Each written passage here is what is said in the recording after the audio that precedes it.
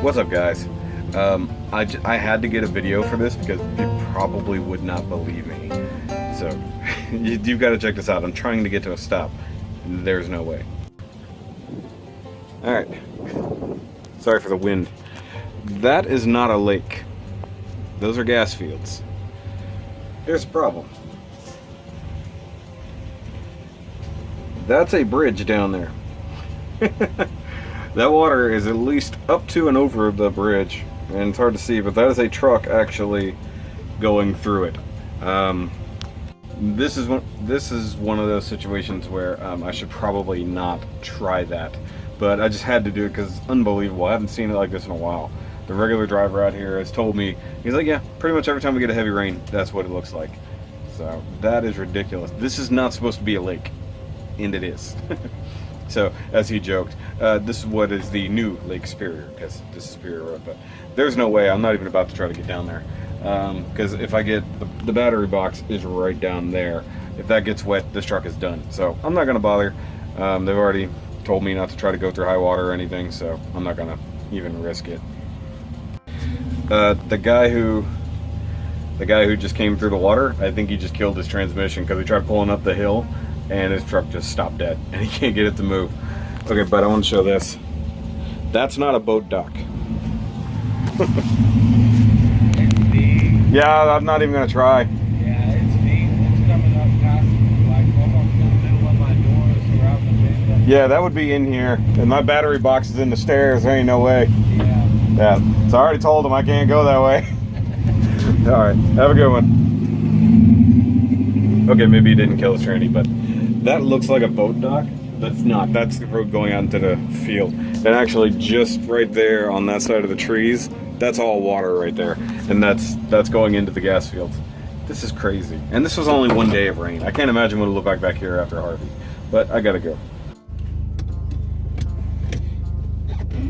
What's up, guys? Been a while since I've done a car vlog. So I'm headed down into Houston to do a buddy of mine a favor. He's looking for something specifically from Toys R Us. Now, I've sort of been avoiding Toys R Us ever since I knew about the closures. And now I've got to go literally to 2 of them if I don't find what I'm after. Maybe 3. Because he's after a very specific Transformer. And so I'm doing him a favor, which means he will owe me a favor. Especially considering I have to go into Houston proper for this. So I'm going to stop in with the Woodlands one as usual, just in case, see what they've got. They probably got nothing left. Actually, just got an email from Toys R Us, oddly enough, yesterday, talking about the closures. It's like, yeah, I kind of already knew about that. It's kind of worldwide news. Literally. I got a text message and phone call from my buddy David this morning. He got lucky. He got 2 of the Power Rangers comics in his box. One of which was Pink Ranger, the other one was the Chase cover of Saba. Lucky bitch. And I don't remember if I put it in the vlog or if I just tweeted out the picture, but whatever I do with pictures. But I got only Blue Ranger and Yellow Ranger. Now I did order 2 more bagged versions online. Hopefully they'll be here next week. So see what I get. Because they also had the crystal version, the Chaos Crystal, green Chaos Crystal. But that one, it was rare, but not a Chase. But a lot of people got that Chase version, so I guess it wasn't that hard to find. It's a little weird. There's a BMW in front of me that has a European plate on it, but then also has a Texas plate over that European plate. I'm trying to figure out why you couldn't take the European plate off. But yeah, I'm going to go ahead, hit the highway, and do the thing. But I'm not going to video the drive. So it is what it is. That was a madhouse. Duh.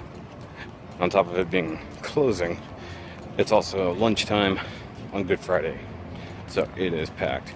So I went to the one I go to all the time down here in the Woodlands. and at least the thing I'm looking for, because I'm not hunting for me, I'm hunting for a friend of mine, like I said. They did not have, just, I wanted to get in and out, but I did look.